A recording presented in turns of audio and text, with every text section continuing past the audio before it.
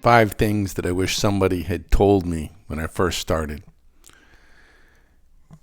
Each of us, later in life, can go back to things that we wish we had known back then. For me, these life lessons are very much a part of my book, The Horseman's Tale.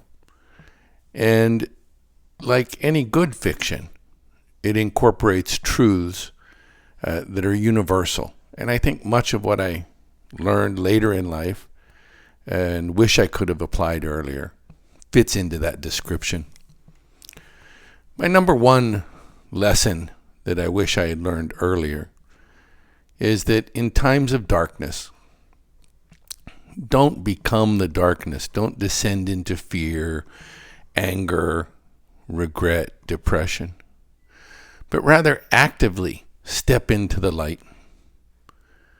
Finding that light leads the way to better solutions, even in the worst of problems. Now, you asked for a story or an example related to this lesson, and some of the things come to me every once in a while when I listen to a song or I read a book, and the lesson of the song lyrics click, for example. And this particular lesson comes from a Beatles song, very famous one called Let It Be. Just a few of the lyrics highlight what came to me. When I find myself in times of trouble, Mother Mary comes to me, speaking words of wisdom, let it be. And in my hour of darkness, she is standing right in front of me, speaking words of wisdom, let it be. And when the night is cloudy, there is a light that shines on me, shining until tomorrow, let it be. That sums up this lesson. Be the light, walk into the light, let the light shine on you. And whatever the problem is that you're having, it gets better. Next, and somewhat lined up with this, is let love and compassion become a part of your decision making. I found over the course of a lifetime that decisions that are made solely based upon money or power or material things are often made without considering all of the factors that relate to the problem or the opportunity. Tap into the better angels of our nature. They're there for a reason. Let those other aspects of the problem be considered as you develop a solution.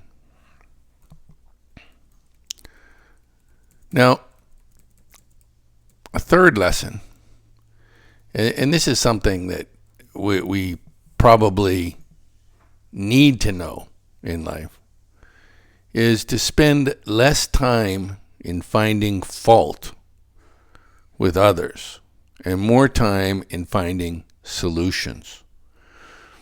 When you have problems, it's human nature, I think, to play the blame game.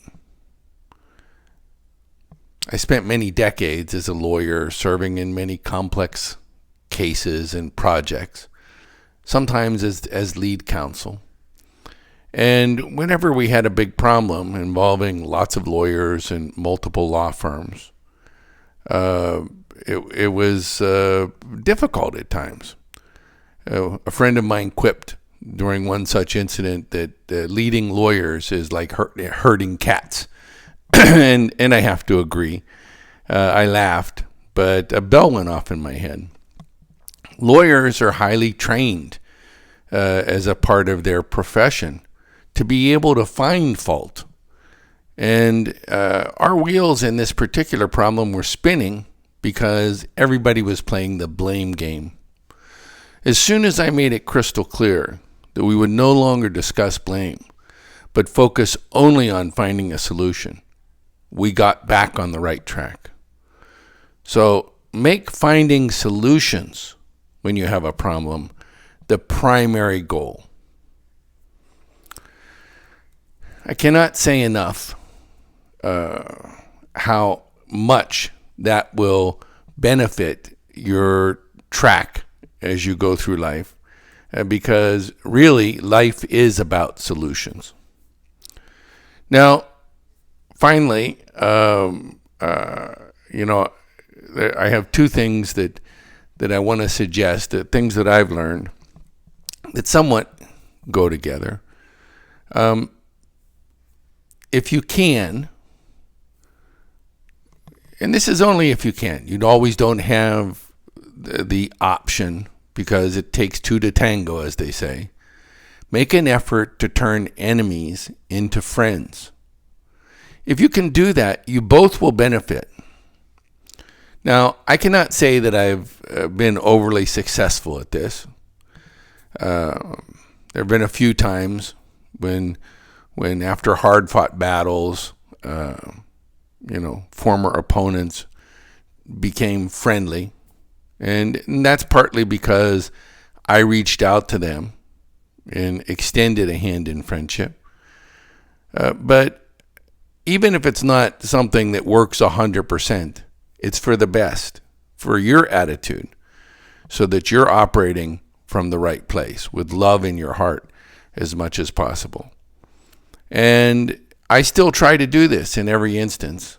And the reason I try is because I think it is the right thing to do.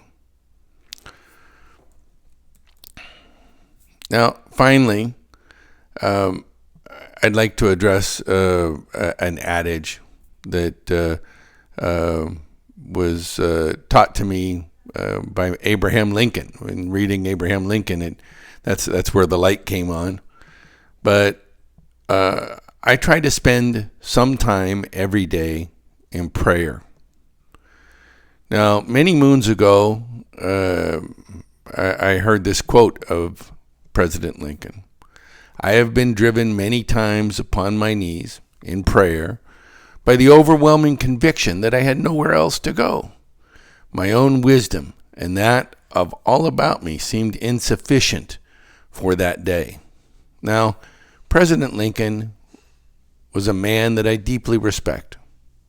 So I too, when lost or overwhelmed or confronted by some disaster, turn to prayer. For me, prayer is a very private thing. This is a private conversation that takes me into the divine. And in time, prayer has become a part of my daily life. I feel that it is spiritually enriching, and it will be helpful. If you can, in private, share those feelings, those fears, those concerns, those needs with God. So, I guess with those 5 things, I think you'll at least understand where I'm coming from. I cannot overestimate the impact that has had on my life. And in The Horseman's Tale, these are lessons that I tried to weave into the fabric of the novel. And I thank you very much for your interest in my novel, The Horseman's Tale. It's available on Amazon, Books and Books, Barnes and Noble, all kinds of sites. And our publisher is Trafalgar Square Books, the largest equine horse publisher in the United States. So please try to pick up a copy. I think you'll find it's a good read, and I think you'll find it's full of important life's lessons. Thank you.